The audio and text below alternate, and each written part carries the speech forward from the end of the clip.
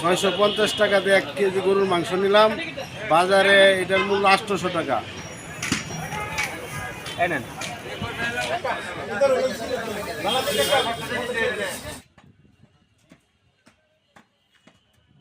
এখানে 100 টাকা কম, 650 টাকা, এই জন্য আসছি মাংস নিতে আর কি। এটা করাতে তো অনেক উপকার হয়েছে, অনেক ভালো হয়েছে মানুষের।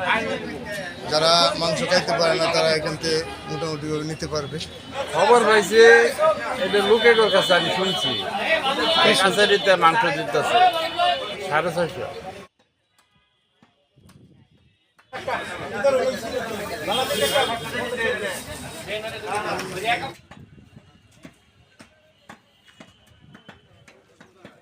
650 টাকা দিয়ে 1 কেজি গরুর মাংস নিলাম।